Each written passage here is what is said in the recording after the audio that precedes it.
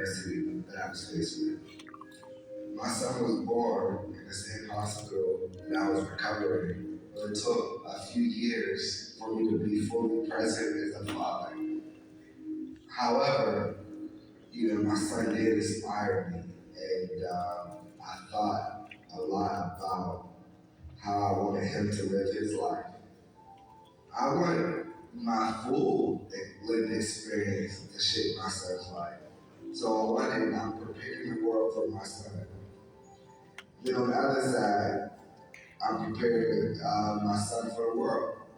And so I prepare my son for the world by instilling values, principles, and morals. And I prepare, the world for my son by building relationships.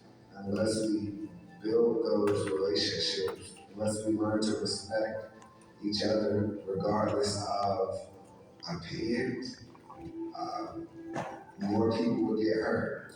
I remember sitting down with a few police officers and I just listened to their stories.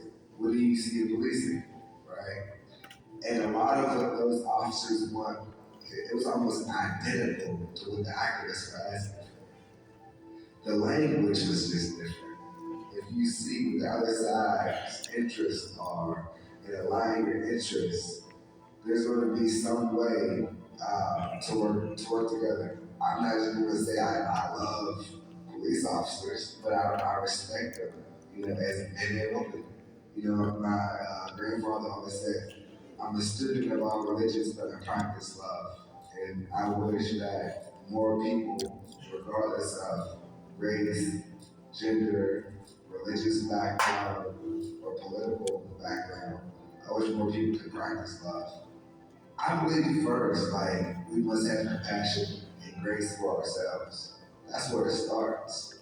And I believe that my ability to have grace and compassion for myself then extends outward to other people. If we're going to create the world that we want to live in, that we want our children to live in, it has to start with us. Create the world we live in. And so when we spoke a lot about our why, why we do what we do, and I know some of you are probably wondering, well, how do you do it? So I grew up boxing, and so it was one of my loves. And last year we had an opportunity uh, to give Team 412 Boxing a living grant of $15,000.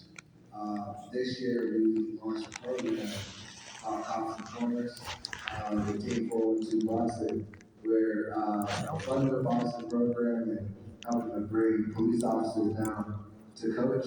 Actually, Malik, who's on the mental health panel, he comes down and coaches sometimes. Also, Aaron Allen, who's supposed to be today, he actually had a baby yesterday, 2 days ago. He also comes down.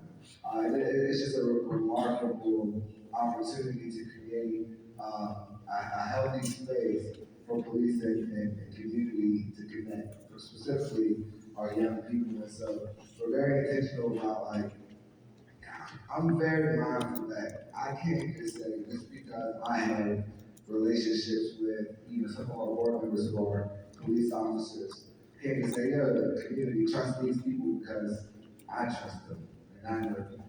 No, it doesn't work like that. So we find creative ways to facilitate what Chief Holmes said, the speed of trust, right? And so we do that through Team 412 Boxing, that partnership, Cops and Corners. We did that for Ready for Work, which is a program where we partnered with First Team to teach young people how to golf alongside Pittsburgh police officers.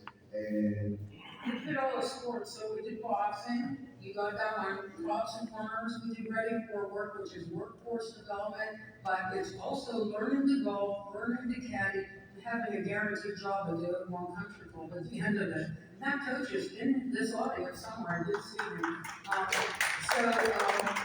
The way to get, we did our research, the way to get through to young black males is 10 things, two things, sports or music. So one little heavy admission on the sports of boxing and the golf and basketball.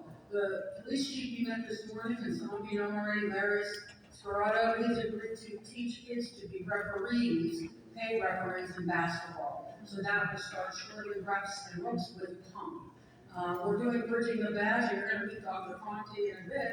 This does not have to do with sports. It has to do changing the police force from the inside out and from the outside in. And that is getting young people interested in law enforcement as careers and letting them know a little bit more about NOLA, the National Organization of Black Law Enforcement. So, we funded 4 impact grants so far. We're gonna fund another 2 impact grants over the next couple months, so, stay aware of that, and they're usually about $40,000 a piece. Yeah, before we play the video to touch on Bridging the Badge, this year we took 5 students to New Orleans to the National Noble Conference. It was like a HBCU homecoming full of Black police officers. It was such a great experience. Officer John Bradford and Officer Chelsea, Sergeant Chelsea, was there, and Ms. Marita, one of our board members. But we'll be doing that again next year, and also our Boston team. So all of the kids who are involved in the Bridging the Badge had the opportunity to take a course with Dr. Conti here at Duke University every Friday. It was kind of hard to get that schedule.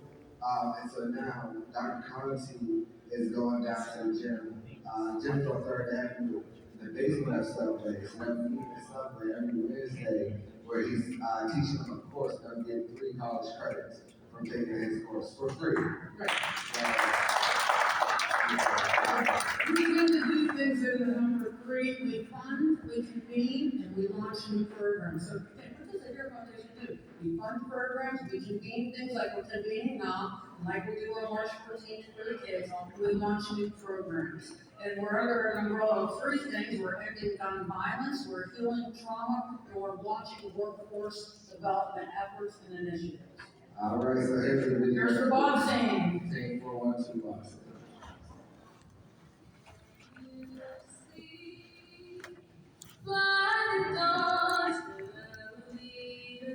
Get off, Jim.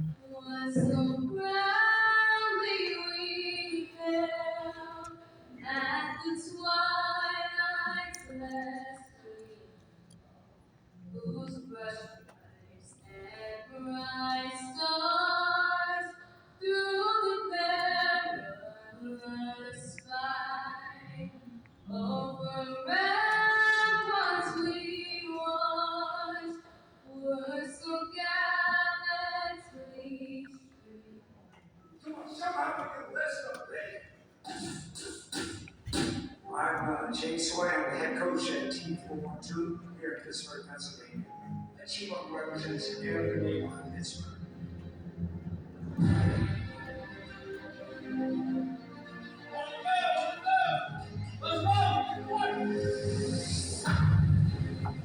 Flat out the 3rd Avenue boxing gym downtown. Our kids come from every school.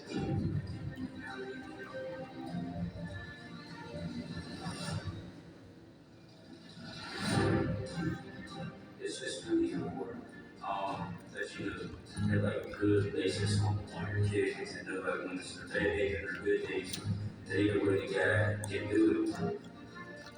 It's like a safe space, so it gave me a place to be comfortable and like be able to work on things without feeling like I'm not gonna make it or I'm not gonna be successful. We treat every kid that wants to do it in the organization. And then we find that they'll go in it. They'll see the good Here at 412 boxing, they have a phenomenal program here. Just see, maybe 30 young athletes who are committed. It's really empowering, it's really inspirational. And I would love to celebrate our young athletes in order to grow the program and to continue to pour into our athletes the way we do. I would love to see more financial support. I really see the future for boxing.